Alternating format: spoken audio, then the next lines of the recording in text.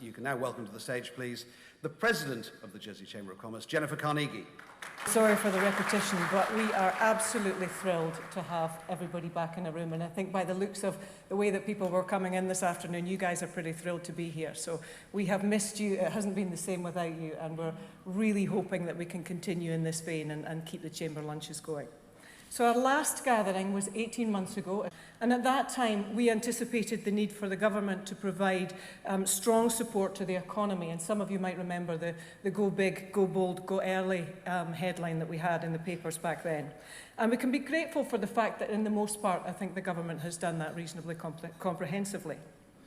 Chamber's collaborative relationship with the government on behalf of the business community, on behalf of you and our other members, I think has brought us pretty strong returns throughout the COVID crisis. From Murray's daily updates, remember those emails that we used to get every day that kept us all on the straight and narrow. Our webinars that we held throughout the year, our think tank activity in the early stages to anticipate what the pandemic might mean for Jersey, and thank you to all our ex-presidents and experts that helped us on that.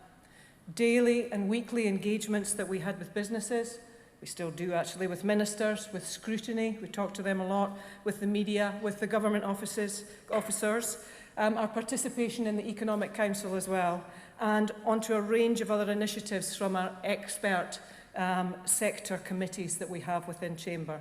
So we've been pretty much on the front line throughout all of this of influencing the collective approach to how we've dealt with the pandemic across the island. But that's what Chamber is here for. You know, we've been doing our job, I think, over the last little while. In the COVID lottery, we recognise, though, that not all sectors have fared equally. Some have benefited, no doubt. Some are still benefiting. But there are others who have seen plenty of hardship and plenty of frustration. And we are no means, by any stretch of the imagination, out of the woods yet, but I know that that's something that will resonate with everybody in here. On the upside, though, Chamber has seen a 10% rise in the membership. It's taken the membership to record levels. It's never been so high. We've got more than 600 businesses on our books now, which represents the bulk of the workforce on the island. You know, we've had a good pandemic, but as the President, I would say that, wouldn't I? But in terms of the core roles that we have of interacting, informing and influencing, I feel personally that as a collective we've knocked it out of the park in the last 18 months. I'm extremely grateful to our expert contributors and committee members to allow us to have done that, who've done such absolutely fantastic work. These guys have all had their own businesses to run, they've all had their own share of drama to deal with, but they're always so willing to give us their time. A huge thank you also to the two people at the heart of Chamber that keep us on the straight and narrow every day. Helen, who you've seen outside, helping us get everybody into the room, and obviously Murray as the Chief Executive. You guys have made a tangible difference, I think, to Jersey Chamber and to the island throughout the pandemic. Thank you very much. We're very grateful to you. So thank you to everybody that has helped us get this far. It wouldn't be a Chamber speech, though, without me saying that I regret to say that I don't think we should be complacent looking forward. I say this because without COVID, we had a stack of issues on the agenda that we wanted to deal with. Many of those things have not gone away. They're still on the back burner, and we now need to confront them. So we've got to switch our attention now to the future. We need to do that urgently to ensure that we play a fulsome role in shaping the big issues for the island, for which you will be familiar: population, government plan, skills shortages, tax, island plan, supply chains, you know, the list goes on. Not to mention the future resilience of the island and our own self-reliance. This needs to be driven by what we know now of pandemics, and it also needs to be driven by what we're still discovering about the impact that Brexit is having on the island.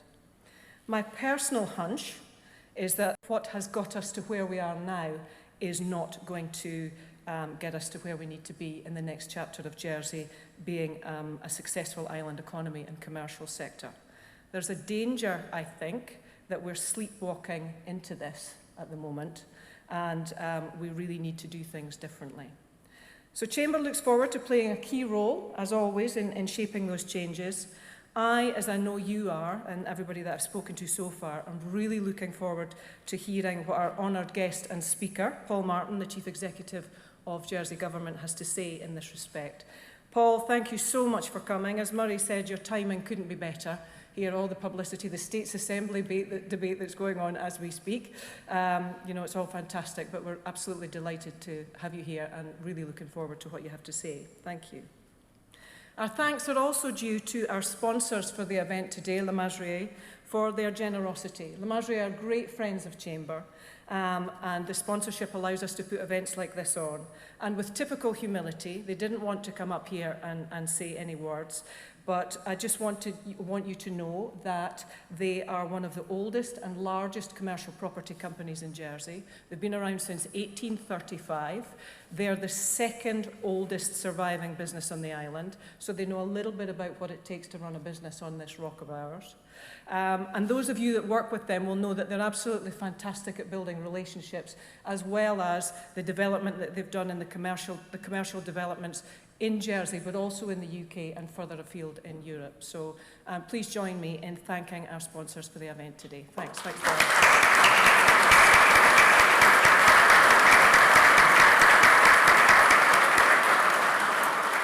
So I think it's time to get the show on the road. Please enjoy your lunch.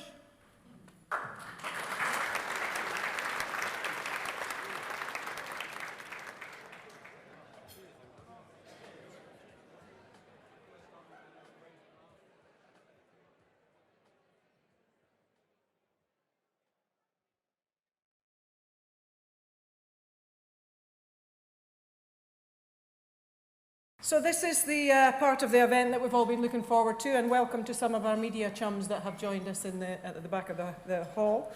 Paul Martin joined the Government of Jersey, as you all know, in March 2021 as the interim CEO. He came to Jersey from the London Borough of Wandsworth and Richmond upon Thames. He assures me he has no other plans for a second job, and he doesn't currently have any directorships, so just so that we're all clear on that. He's open to offers. Yeah. Available March 2022, I think, by all accounts, depending on how it's going in the States Assembly. So Paul was in local government and the UK civil service for more than 38 years. 23 of those have been in chief executive roles, so he's certainly no slouch in terms of level of experience. I think he's settled well into Jersey, and I think he has a growing affection for the island here. I know from my own dealings with him, lots of people have got lots of opinions in Jersey as always, but from my own dealings with Paul, he's a man of principle and he's a man of integrity, which we like to see. He listens well to all the competing voices on the island, and he forms a robust and a future-looking point of view, which I think we're going to hear about today. Please join me in welcoming Paul Martin.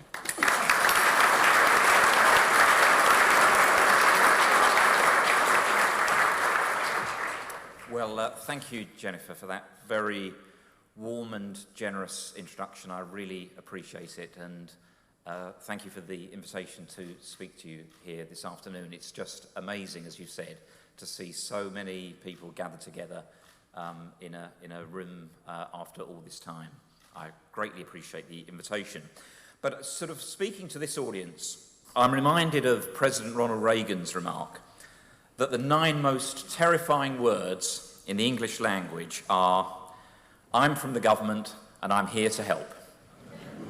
Mindful of his advice, the presentation I want to make to you is more by way of an interrogation into what the island has gone through during COVID, what we've learned, and some of the things that we need to think about next. As you know, in his time in post, my predecessor, Charlie Parker, spoke twice at these events, upon his arrival in February 2018 and again in October 2019. And I guess there are people here who were present at one or other, maybe both of those events.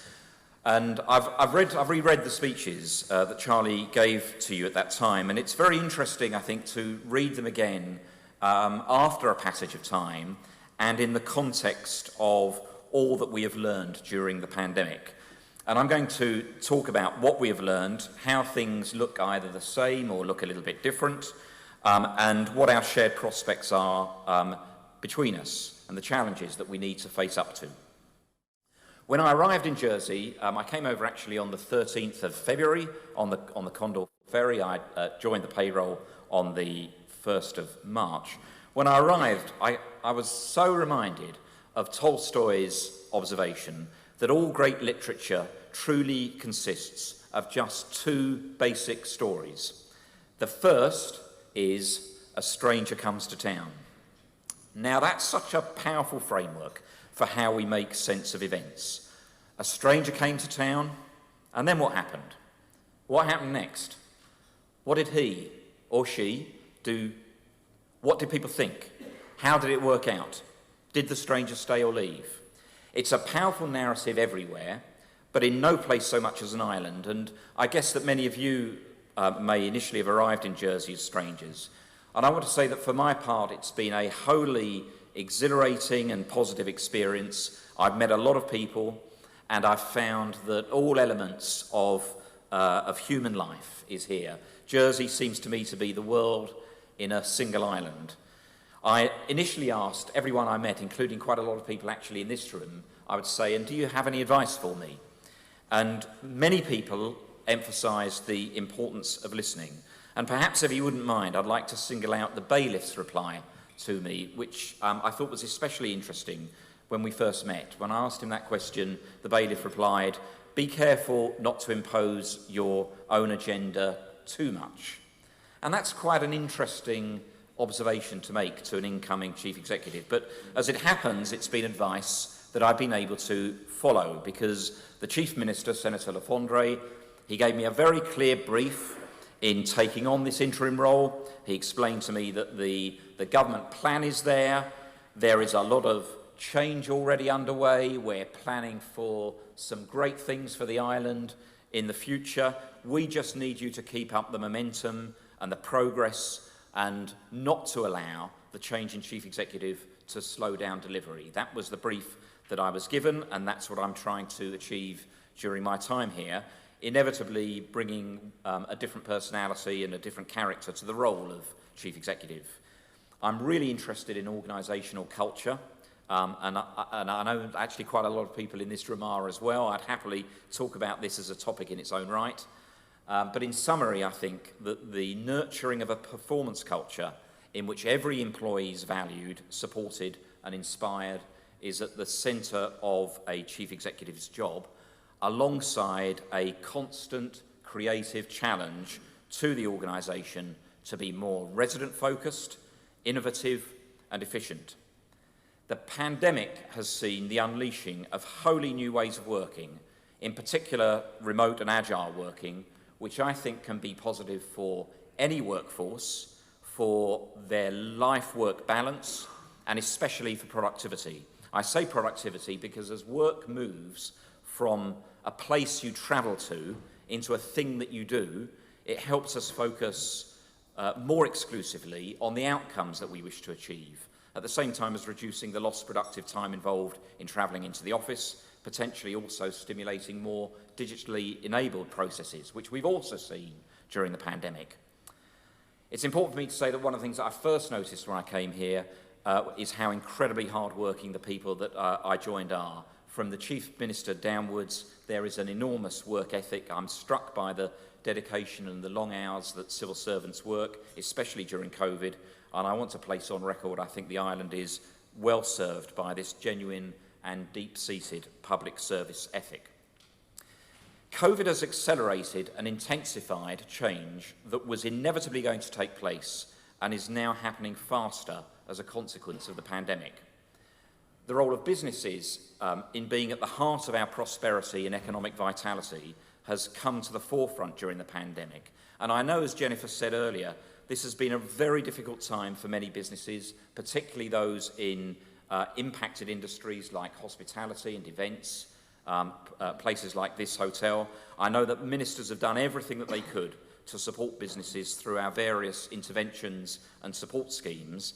The economic evidence that we have is that Jersey businesses and employment levels are recovering at a far better rate than we could have envisaged, and that the innovation and the adaptations that you've made to your businesses have been incredibly successful in sustaining business and employment levels. This has already been recorded by the Fiscal Policy Panel in its last report here in Jersey, and it will be further evidenced in the Government Plan 2022, which will be lodged with the States Assembly later this month, and that will show a more positive account of the public finances than would ever have been thought possible even a few months ago. What other changes are accelerating as a consequence of the last 18 months? Well, a relentless increase in online shopping, including deliveries to the front door, is one clear trend. For all of those who, like me, were subject to self-isolation earlier in the year, the development of choice and quality in online shopping has been a lifeline. Tim Brown at Jersey Post, I'm not sure if Tim is in the room, but Tim tells me that while letter delivery is in continuous decline, parcel delivery continues to grow exponentially. But what will this mean for island businesses? For businesses growing or making high-quality local products for sale in our local retail centres? It seems to me that the pandemic has shown that the development of local supply chains is really important, and people value local supply chains and locally sourced produce. Linked to this, Jersey is well on the way to being a cashless society.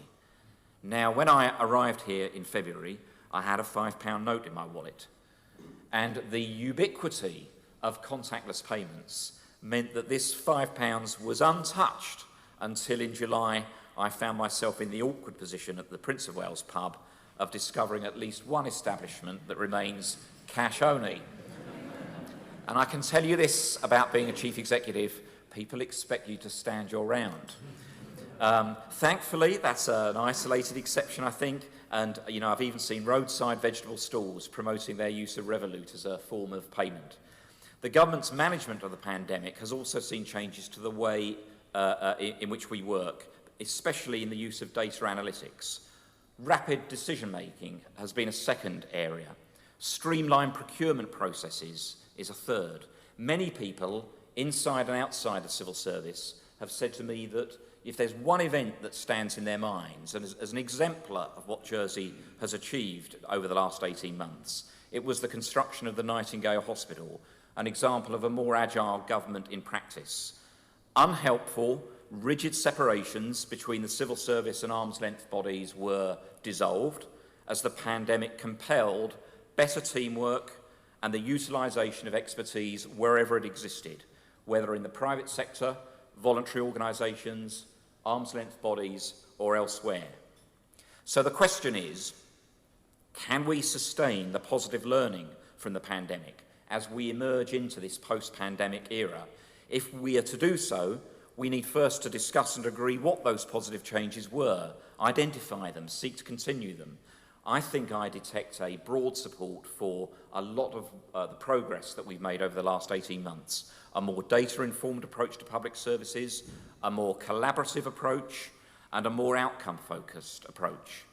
Many of the government reforms in recent years have supported and indeed enabled that direction of travel.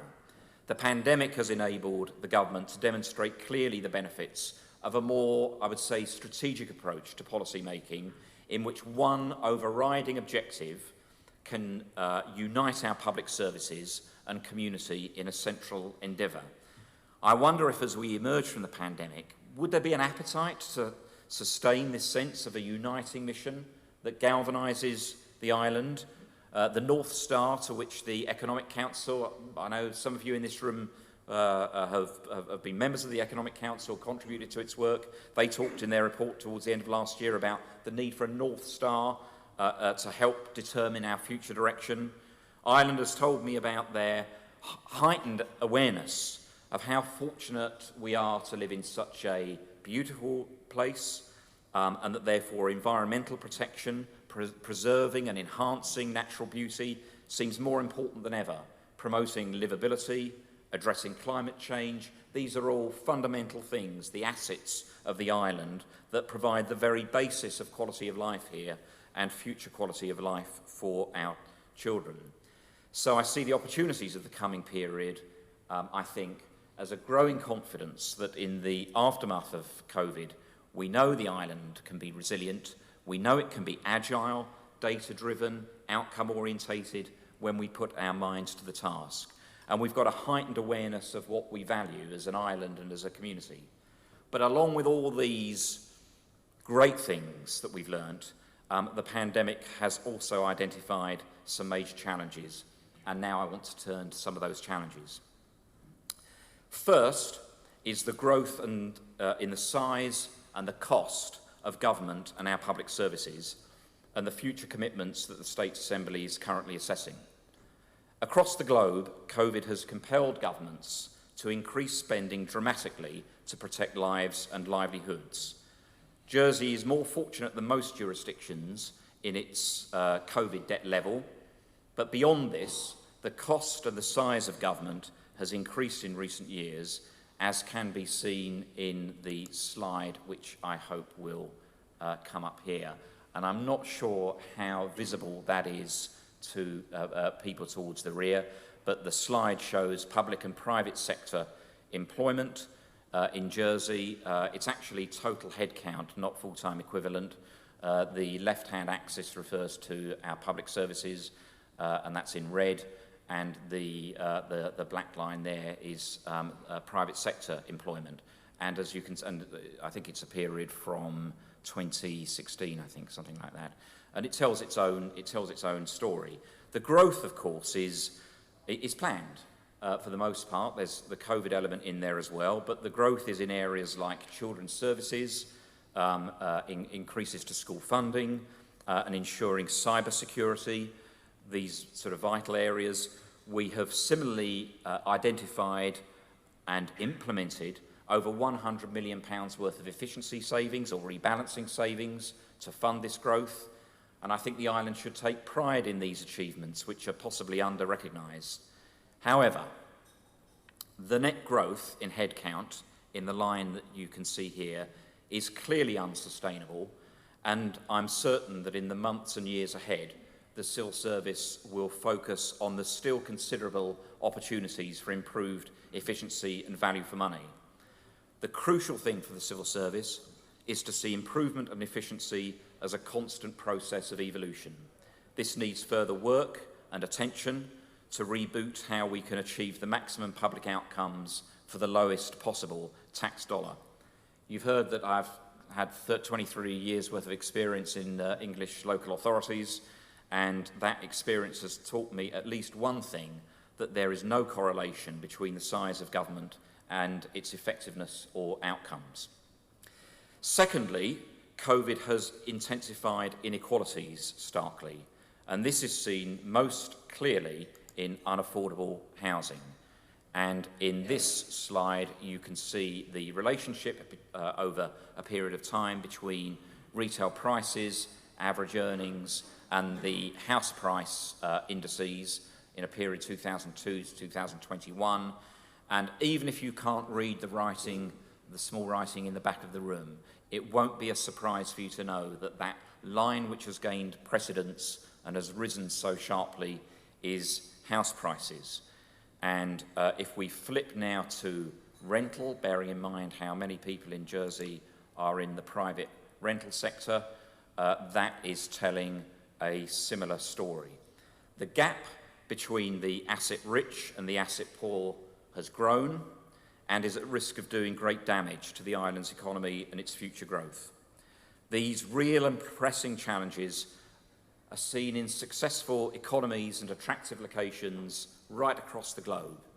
Every jurisdiction is searching for its own solutions, which correlate to local circumstances and ambition.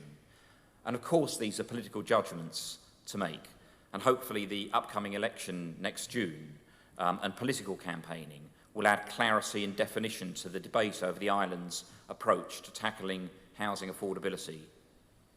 Increased housing supply is, of course, the crucial response to that challenge, but there are others that I'll touch upon today, including the island's population policy and also the need for us to adopt a more strategic approach to the usage of capital gains from selling publicly owned land, as well as capturing planning gain more generally. At present, we have a tangled approach to prioritisation, which can include social housing, other forms of affordable housing, investment in new services like schools, improvements to local neighbourhood regeneration. All of these good and great things are competing with each other for limited resource as we build more homes. An incremental approach to decision-making risks losing the benefits of a longer-term and more strategic approach, which is evidence-based on where islanders feel that need is most pronounced.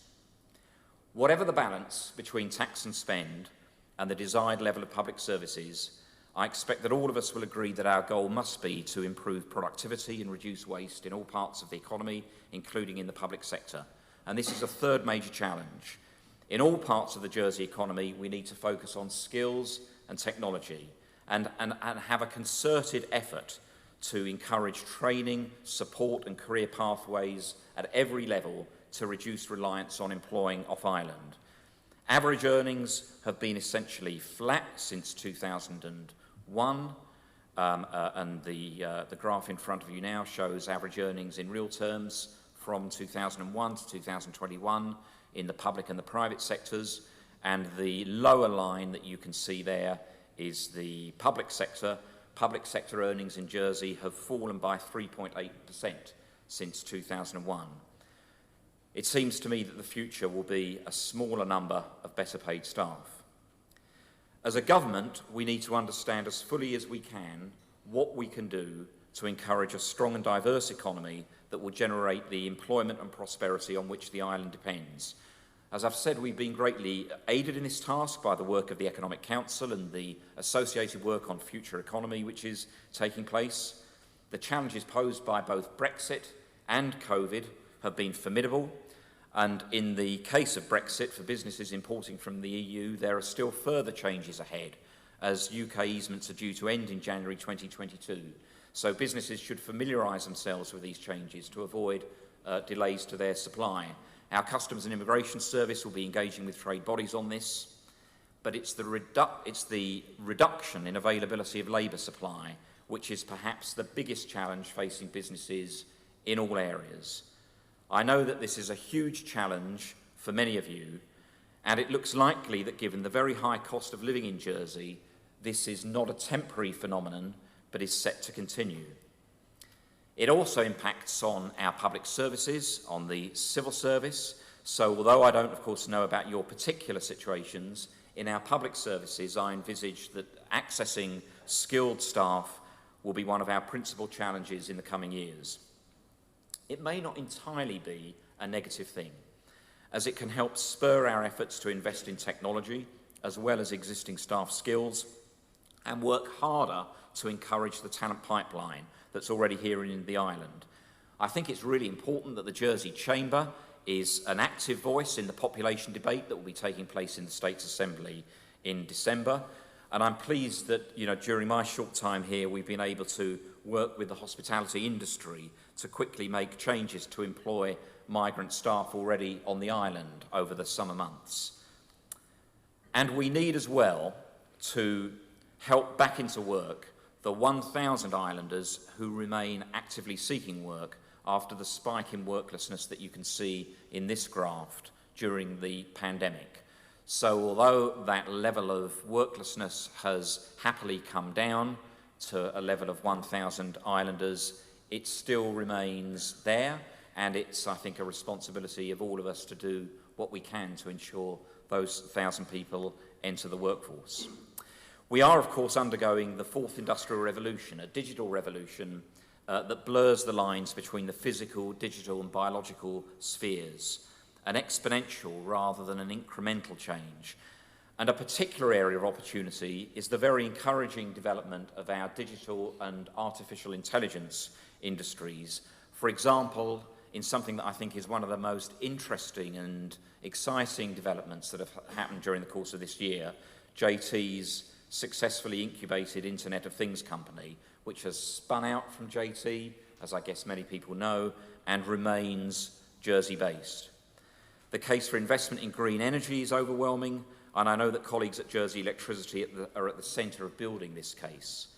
The innovation and the creativity in our arm's-length bodies is one of the most impressive features of working in Jersey. And finally, I want to talk a little bit about the impact of the pandemic on the community and on mental health services, especially child and adolescent mental health services. The government has rightly invested in these services, and yet we still face significant challenges. I want to say that one of the things that Jersey should be so proud of, which the graph illustrates, is that the island schools were closed for a shorter period than most other jurisdictions in the world, and you can see the comparisons there with the United Kingdom. However, it's clear that the impact on mental health and educational outcomes has been significant and wide-ranging, especially on those young people who have lower levels of access to opportunities for learning, culture, sport, and family support. And this graph shows our referral to child and adolescent mental health services over a period of time. You can see the clear trend line there. The blip in the middle there, which is really interesting, the bar that is low in the middle, was at the beginning of the pandemic, and was certainly because the impact of the pandemic suppressed the demand that without doubt existed at that time, the reason for the higher bar there. So over a period of time, we can see referrals to child and adolescent mental health services growing significantly. We've got to understand, as a community, where the highest levels of harm have been felt and what more we need to do to ensure that longer-term life chances are not eroded. I want to say that I appreciate that for many of you here, this has been and remains a most challenging period. The business activity indicator here shows just how hard it has been. And although many businesses are now recovering well, this isn't necessarily the case for hotels, restaurants and bars. And you can see the distinction between all sectors on the left-hand side of the graph, which is now recovering well, and the position on hotels, restaurants and bars, which is much more negative than for other sectors.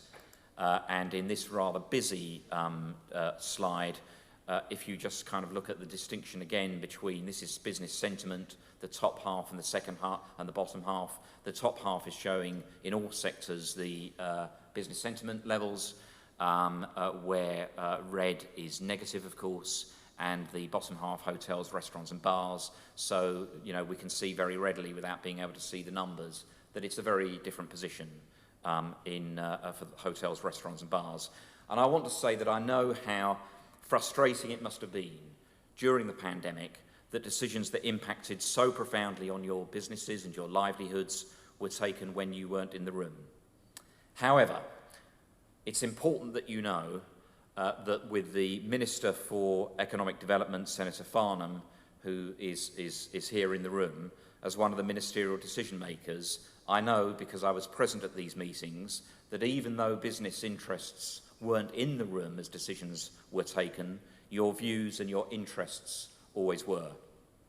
I believe that in the context of this island, our future challenges and prospects between the public and private sectors are tied together intimately in common challenges. How can we become more productive, be less dependent on external labour, and invest more in technology and skills?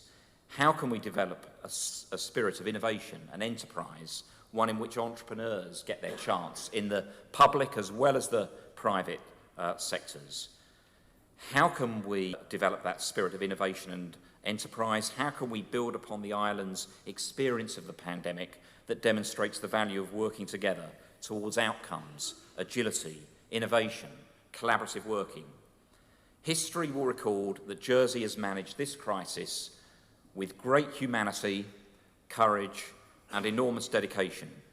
Leadership is about outcomes. Good process is essential, and in the pandemic, I think we've seen high standards of governance and process operating under pressure. But Jersey seems to me to have an appetite for getting things done. The island will emerge from the pandemic as a resilient, optimistic, and progressive jurisdiction, and this sets the scene for the June 22 elections and a new States Assembly, which is going to have so much to build on and to look forward to. The challenges in Jersey, while real, are ones that every other jurisdiction in the world would readily exchange for their own. The State's Assembly, the State's finances are in positive shape. We're emerging from COVID in good order. Most islanders enjoy a high standard of living within an area of great beauty. Our economy is in a better position than we could have thought possible 12 months ago. Jersey's reputation for stable government, high standards, and the predictable rule of law underpins the island's reputation. In an uncertain world, there are surely few jurisdictions that are better placed for the future. In conclusion, I want to return to Tolstoy and his observation that all great literature consists of two basic stories, one of which is that a stranger comes to town. I want to conclude with the second main story, which is one in which a hero goes on a journey.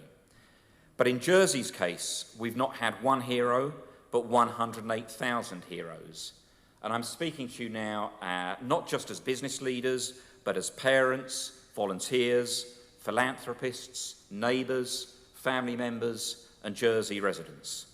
The island's heroes who have gone on a journey are our health and social care workers, our public servants, our teachers, children, voluntary organisations, businesses, yes, our politicians, and every person who has followed the rules and supported their fellow islander. Thank you for listening.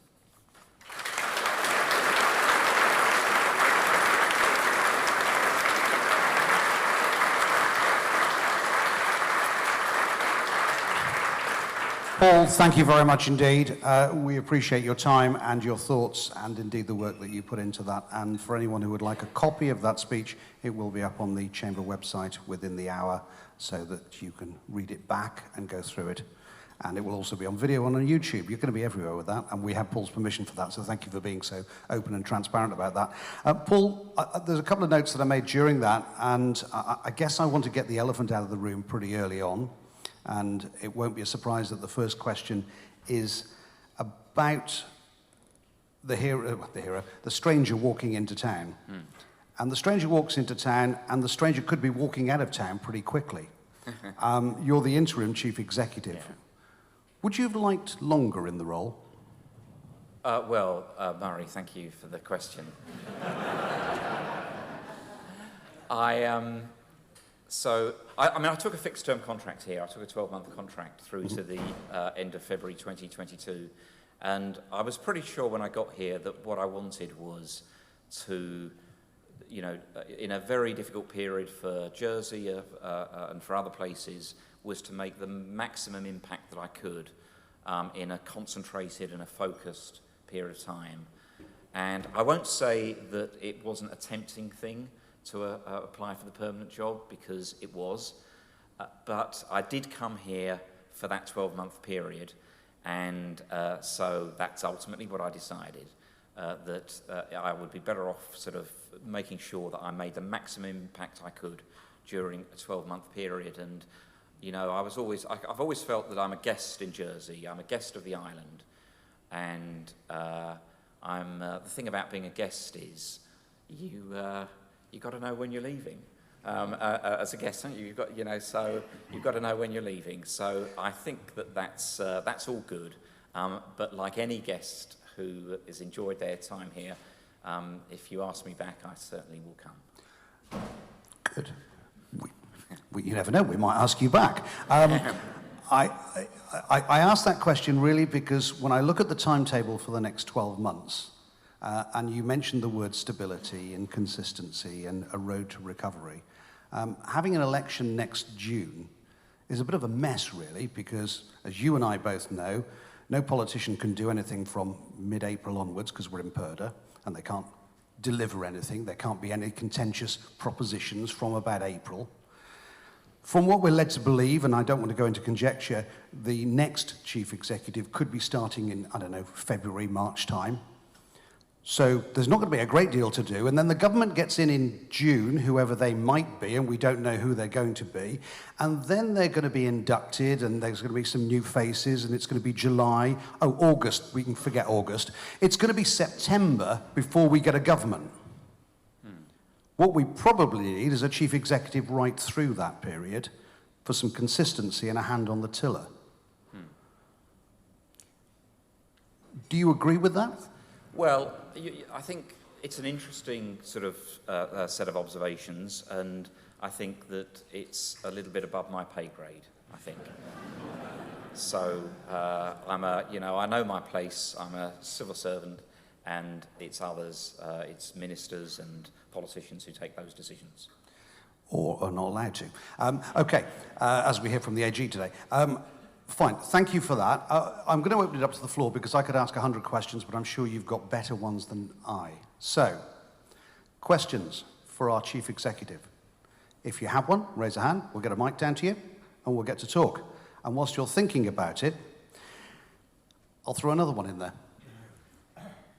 There was a report out recently that said that staff morale in the public sector was at the lowest ebb and was pretty awful. And it was a pretty damning report. 2 questions. One, what did you experience when you came in? And do you think that's improved since that report?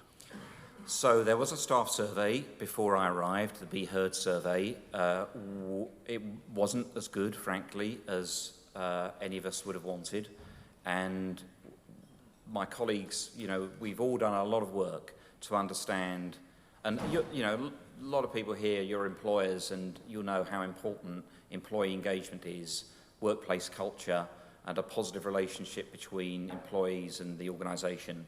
We've put a lot of work into understanding why that is and what can be done about it. And I've put a lot of effort into that myself, and into meeting staff and understanding how they feel about their work and how we might improve our levels of employee engagement. I do find it, I have found, frankly, quite a gap between what I read in that survey and what I found when I meet staff. I've been incredibly impressed by the people that I've met. I find our colleagues motivated, enthused, and very committed, nearly all living in Jersey, and, as you'd expect, really committed to doing a great job here. I think that the fundamental of what creates employee engagement is the ability for the individual member of staff to engage in their work, to be supported and inspired, and for that energy to be channeled. But fundamentally, it's about the relationship between the individual and their work. I think some people have seen a lot of change, and I think that's been disruptive for some. And that has, I think, in some cases, it may have undermined their sort of levels of positivity about working for Jersey. But I believe that if that survey was rerun now, it would be more positive than it was when it was taken before. And all the feedback that I receive is that that there are very, very many good things about working for the public services in Jersey. And I think the experience for most staff, they are very committed and inspired to work for our public services. There was recently a scrutiny panel review on these issues. I don't know whether you noticed that, Murray, or whether anybody else in the room did. And, I think that an important part of our work, and it isn't always easy, but it's to engage with feedback that isn't positive. I think that's a very big part of my job, to make sure that we're not defensive, that we listen to feedback, that we that doesn't necessarily we agree with it all, but we've got to digest it all, understand it, and particularly the things that are useful and important. So, Murray, I believe that we are in a better place than now than that survey indicated at that point in time. Okay, I'm going to open it to the floor very quickly because thank you. Coming over to Kevin Keane, who will need very little introduction, but I've done it already. Kevin. Thanks, man. A nice, easy one for you, Paul. I would like to say I think that's the best speech I've heard from a state CEO ever. So I first of all like to say that. But my question is that I think it's quite traditional for an outgoing leader to leave a letter to his successor with a bit of advice. And I was wondering if you could just give us a heads up what might be in your letter to whoever succeeds you. Yeah, thanks, Kevin. Could I just ask that? Did you get a letter in your drawer as well? Well, I had the advantage of a great handover with Charlie. There was a famous letter, wasn't there, that I think an outgoing minister wrote. Was it in 2010 as the coalition government came in, that there's no money left, something like that. Well, I won't be writing that letter, because, as I've indicated to you, we're in a healthy position here in our finances. No, I think probably what I would say, and I've got, don't write my obituaries so quickly. I've got another 5 months to go to think about these things. I feel a little bit like I'm kind of getting a divorce while I'm still on honeymoon. But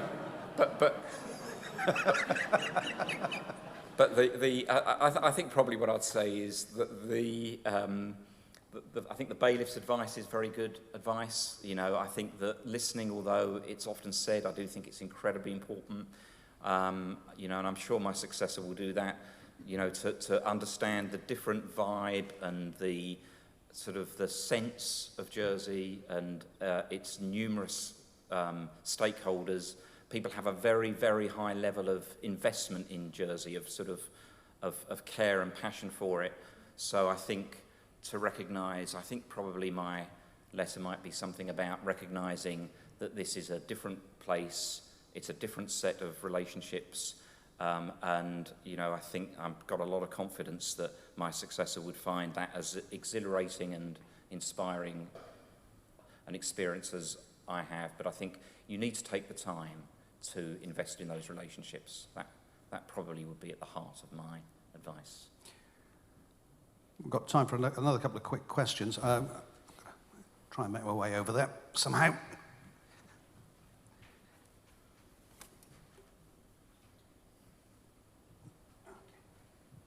Thank you, Paul. My name's Mike Waddington. I'm a local architect, and I've just got a question on St Helier, if you don't mind.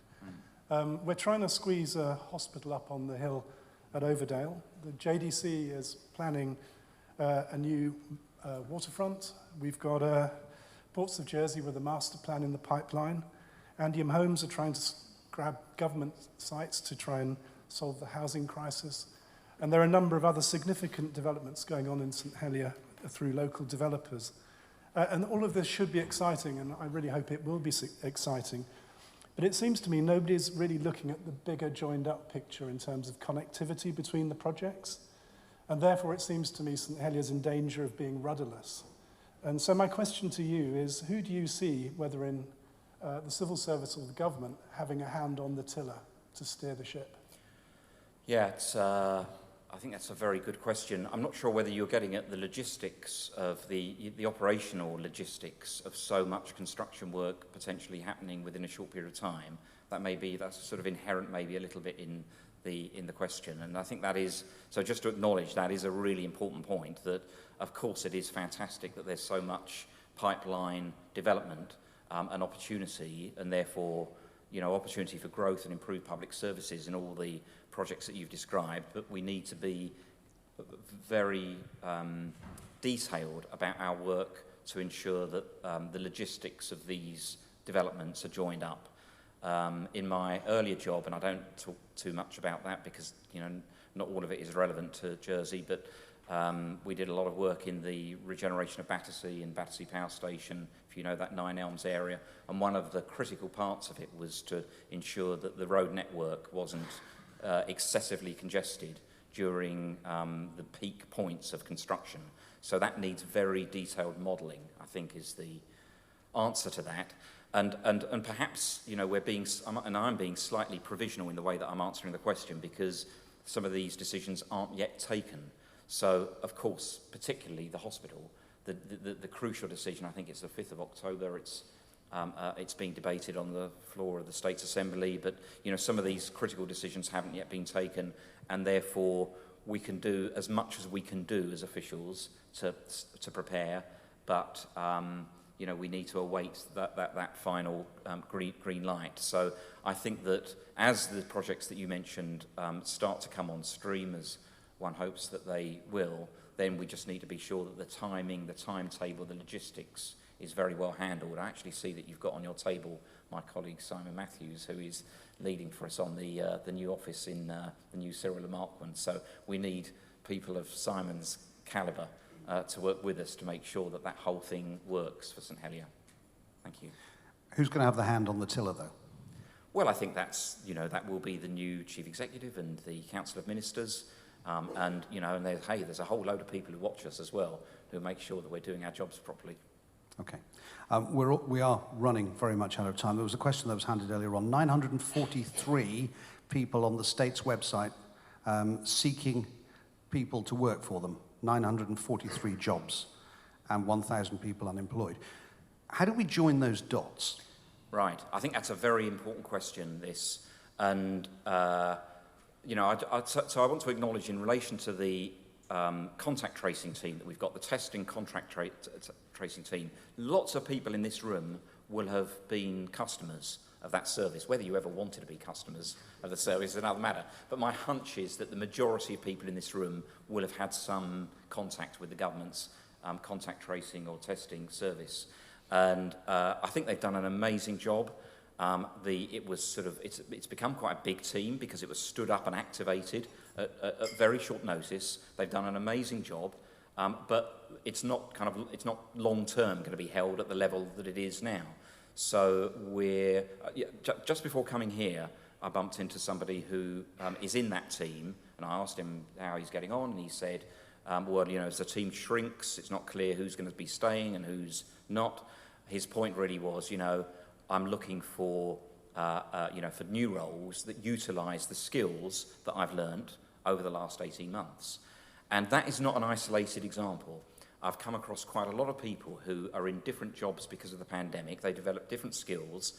We're not going to be able to continue employing them at that level because, happily the pandemic is coming into a different phase and we need fewer people working on that. So I do think that I think the whole question about being open-minded about the skills and abilities that people have and being open-minded to the fact that you might once have worked in this industry, but you can also use those same skills in a different role in a different industry. I think that needs a lot of work and attention. I'm talking here about the work of Highland College, of course, and Skills Jersey, but across the Team Jersey have done good work in this area as well, and I'm sure a lot of you do in your own organisations. We've got a great Jersey Employers Group which works together collaboratively on training and development. It would be a fantastic thing if collaboratively between the public services and the private sector we could break through some of this work to help align the people that we've got to the vacancies and roles that exist.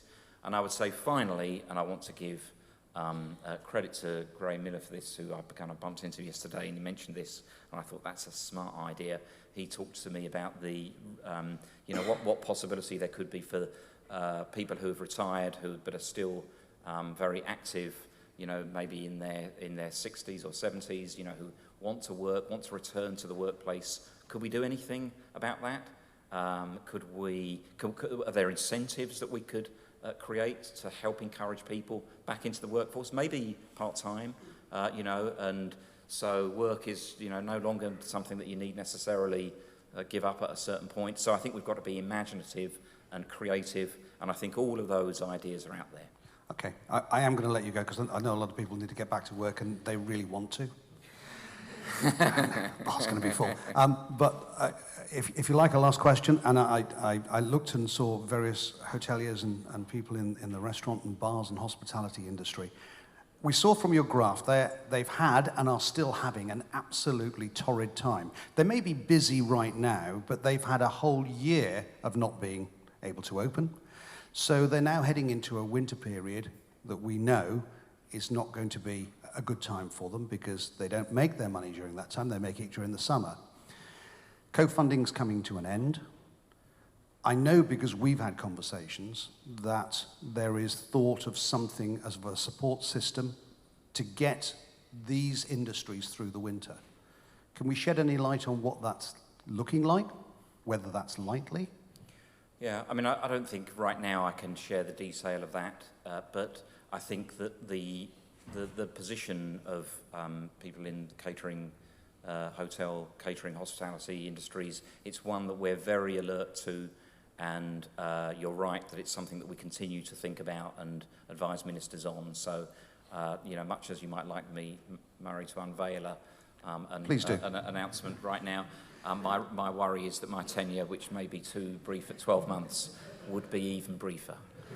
So, can we watch that space, though? Indeed. Thank you. We'll watch that space. Ladies and gentlemen, please help me in thanking Paul Martin.